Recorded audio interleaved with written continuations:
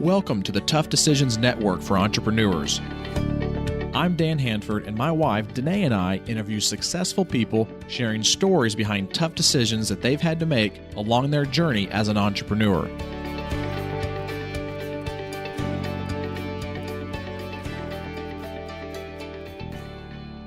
On the podcast with us today is Dr. Alise Cortez. She's a speaker, consultant, coach, author, radio show, podcast host, and development engagement catalyst based in Dallas, Texas. Thank you so much, Alise, for being on with us. We are looking forward to talking with you. Thank you, Danae. Great to be here. Alise, I want you to walk us through right now where your current focus is as an entrepreneur right now. Yeah, so I'm up to some fun stuff, Dan. I have spent a lot of my life really inquiring how people find their work and experience meaning in their work and what it means to their sense of self and identity. And of course, hosting my radio show for the last 3.5 years around purpose, those two things have really commingled into that space of really wanting to help people find more meaning and purpose in the work that they do across the globe. So when you consider that the Gallup organization says that only 15% of the global workforce is engaged in their work and that we spend 40% of our lives working, I think it's a crime that we're dragging ourselves through Monday through Friday. So I'm out to really make a difference for people to find more fulfillment in the work that they do and find it more purposeful for themselves. Awesome. Well, I want you to walk us through a couple of tough decisions that you have had over your career as an entrepreneur. And the first thing I want you to talk to us about is what I like to call the sore thumb tough decision. So it's a tough decision that you've had to make, and no matter where you go, you've learned lessons from that tough decision, and it kind of sticks out to you whenever you talk about entrepreneurship, if you will, because I think we all kind of have some of those stories. But what would you say is one of those tough decisions that you've had that didn't have that good of an outcome? Yeah, I was thinking about that, wondering, which one do I choose? So what I'd share for that question, Dan, it's a great question, is between the years of 2006 and 2010, I was a co-founder of an online feedback portal called Improved Experience. And the tough decision was really choosing to leave that behind. I mean, it was one of those kind of things where we spent 4 years of blood, sweat, and tears developing this thing and really not making, much money from the enterprise, because think about when we were launching that, 2006, and then of course, recession hit in 2008. This was a tool that was dependent on people getting hired into organizations to use. And so you can imagine it wasn't all that successful in those periods of time, but we had created something, and choosing to walk away from that because of the circumstances that we were in was really, really tough. And I don't know what more you want me to say about that. I'm happy to take other questions around it, but just walking away from a 4-year experience was gut-wrenching. I hate always asking this question sometimes, because I know we always say, I would never do anything differently. Like, I would still want to go through that because I learned a lot of lessons through that. But are there some things that, some lessons that you learned through that, or some things that maybe you could have done differently to kind of mitigate that? Oh my goodness, 1,001 different ways, yes. A couple things I would have done different, Dan, would be, one, before I even got into the business with a partner, I mean, there's no question that by being with a partner, she and I created something that we couldn't have done independently. But it's hard to be in a partnership. I would have done much more investigation as to the viability of the product in the marketplace. We really didn't do that. We just kind of went on a leap of faith. I would have investigated more of some of the ties that were behind the scenes that I didn't really understand. She had 51% control of the business. I had 25%. I didn't understand some of the other interdependencies of people that were involved. I would have much better vetted some of the technology partners that we used to be able to develop the product. I would have also really done a lot more investigation to see what does it take to take a concept, make it into a software offering and bring it into the marketplace. What does that actually look like? It took a lot longer than we ever expected it to bring forth to market. And I think I would have also really looked at myself as to what do I have to contribute to the business. I learned a heck of a lot about what I could in the process, but I think I would have just done a lot more homework up front before I would have ventured into something like that in terms of an enterprise with partnership. Well, and I think as entrepreneurs, we sometimes get into this, what do you always call it, Danae? It's always a fire-ready aim, if you will, and instead of actually trying to figure out, let's put a plan into place first, or maybe trying to, think about these things before we start to do things. But, I have a hard time with that because... Well, yeah, it's a really delicate balance, I think, to try to find, because I've told Dan before, like, I think that that's part of what makes so many entrepreneurs successful is they have a great idea and they just do it. And I mean, so help the person who tries to stand in their way, because you're going to get run over. But the other side of that is, there is some value in taking a step back and really thinking through things and exactly how it's going to work. And the balance, I think, is really somewhere in the middle of him and me, or the combination of the two. But yeah, I mean, it's interesting because we've had situations where we look back and we go, man, we really should have thought through that a little bit more before we decided to fire, Mm-hmm. Yeah, I appreciate that, Danae, because you're right. There's something about just going out on the limb, and I don't think that I would have done that, and we wouldn't have actually launched the business if I had probably done all of that legwork in the beginning. So there's that, the both sides to the argument, if you will. Well, I want us to shift a little bit here and talk about a tough decision that you had that was a little bit better, had a really good outcome, and maybe some of the lessons you learned through that particular outcome.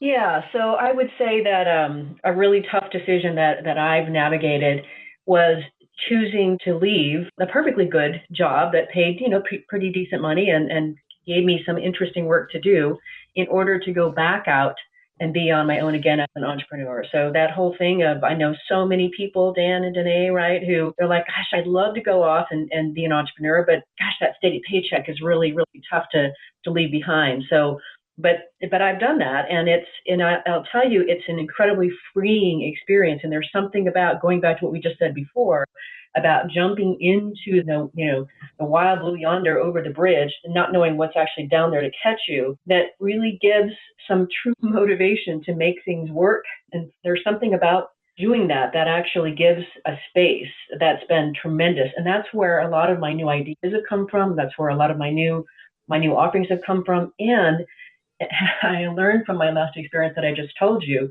this time actually looking to see what's in the marketplace and what can I uniquely impact, what's my niche, my voice, my contribution that isn't really there yet. And I didn't do that legwork before when I was talking about that previous experience. So to me, I would call that a pretty good outcome from a pretty tough decision. Talk a little bit about the strategies that you use when you are facing a tough decision. And we know, from experience, and most of our listeners as entrepreneurs know as well, that tough decisions just kind of go with the territory when you are an entrepreneur. But we all have different ways of facing and making those decisions. So talk a little bit about the strategies that you use and how you approach those tough decisions when you are faced with them. Yes. So, Danae, I'm a person who's very, very aware that I am grounded in my physicality. And so for me, exercise is really, really critical, especially when I'm dealing with stress or I'm facing a difficult decision. So I already work out 6 days a week, and that includes running and yoga, et cetera. So running and yoga are big parts of my strategies when I'm facing a tough decision, to center myself and get clear about what's my voice, what do I want, what's important here, who's involved, what's the impact. And absolutely, I do firmly believe in seeking the counsel of others who have gone before me, who have navigated bigger situations, bigger problems, bigger dilemmas than what I'm facing, and getting various inputs, not just one or two, but various inputs from people to get their perspectives. Not necessarily ask them, what would you do if you were me? But here's my situation. What's your perspective on it? And let them start to share some of their perspectives, their experience, in ways that open up for me what's so in front of me. So exercise and the counsel of others is really the way that I tend to go. And then the last thing is, there's always that gut that says, okay, I've got all that input. Now my gut tells me to do this. I'm going. All right, we're going to take a quick break to hear from one of our show sponsors. And when we come back, we'll talk to Alise about her favorites as it relates to her business. Have you ever thought about investing in real estate, but find yourself so busy that you don't have time for it? Do you have FOMO, which is the fear of missing out? At HanfordCapital.com, we help investors with passive real estate investments that project better returns than traditional investment vehicles such as the stock market. If you'd like to find out more about our passive real estate investments, visit hanfordcapital.com. That's HANDFORD capital.com. We will jump on a call with you to discuss your investment goals and to see if our investments are a good fit for you. This advertisement is not to be construed as an offer or recommendation to buy or sell a security. Visit hanfordcapital.com. All right, we are back with Alise, and we are going to be going over what we like to call the trifecta, which is a series of quick questions and answers about her different favorites in business. And first, to start us off, I want you to talk to us about your most favorite technology that you use in business every day that helps make your life easier as an entrepreneur. I got to give you two things right now for that one, Dan. One of them is just Nexonia, which is a way to be able to manage expenses. It's just so easy. I love the fact that you could actually, it's all done on your cell phone. You can take a picture of your expenses. It's an easy way to track and keep things connected to your clients. I love that particular technology. So Nexonia. And the other one that I've just recently found and started to use is somebody that I had on my radio show who created a product called Proposa. And essentially it's an online ability to be able to create beautiful proposals. So really fast, beautiful, tight proposals. Those two things for me are my favorites. What's a favorite quote that you've heard that's helped you as an entrepreneur? Okay, it's a little long, but I'm going to read it to you because I love this. It's actually attributed to both, I don't know how to say his name, Goethe, and also William Hutchinson Murray, but it goes like this. Until one is committed, there is hesitancy, the chance to draw back, always ineffectiveness. Concerning all acts of initiative and creation, there is one elementary truth, the ignorance of which kills countless ideas and splendid plans. That the moment one definitely commits oneself, then providence moves too. All sorts of things occur to help one that would never otherwise have occurred. A whole stream of events issues from the decision, raising in one's favor all manner of unforeseen incidents and meetings and material assistance which no man could have dreamt would have come his way.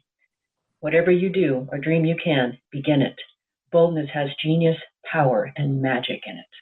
That's a lot to think about there, but very, very good. And, reminding us to be fully committed to what we do. I like that. I don't think you were able to write all that down, right? Were you, Danae? No, I didn't get that. She likes to write down the quotes, but I don't think she got all that. I'm a big quote person, so I usually always type them up or write them down when we're listening. But yeah, I'll have to go back and listen to that one a couple of times. What's a favorite book that you've read that's helped you either in the way you make decisions or just in your business in general? You may not be surprised given what I said that I was into and up to, but years ago, Simon Sinek wrote Start With Why. And the reason that's so important for me is that it's a reminder to always focus myself on my purpose. What am I really up to? What do I really stand for? What am I trying to accomplish here?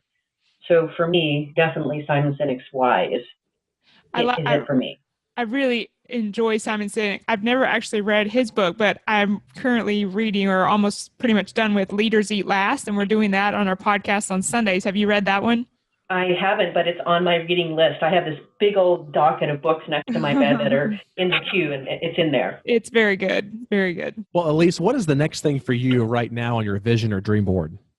I am up to two things, Dan. So one is I'm working on writing a small, short book that will go with my speaking. I speak on passion and purpose and inspiration, and I'm working on a small book that will go with that for my participants. And the other thing is really getting together a TED Talk, my first TED Talk. That's exciting. I've actually considered doing that myself, doing some sort of a TED Talk. I just have to really put some time and effort and energy into that because it does take a lot of time and effort to kind of practice it and apply for it and various things like that. But good for you. I'll be curious to see how far you get with that, and let me know when you actually get on, because I'm sure you probably will. But how can the listeners right now get a hold of you if they want to follow you more or get some more information from you? Yeah, thank you. Probably the easiest way is just to go to my website. It's alisecortez.com, ALISECORTEZ.com. You'll be able to navigate to my email address that way and my phone number that way. Great. Awesome. We'll make sure we put those in the show notes, which can be found at the toughdecisions.net website. And again, thank you so much for being with us today. I look forward to having you on a future podcast as you continue to grow as an entrepreneur. Thank you, Dan, and thank you, Danae. Thank you. Thank you for listening to the Tough Decisions Network.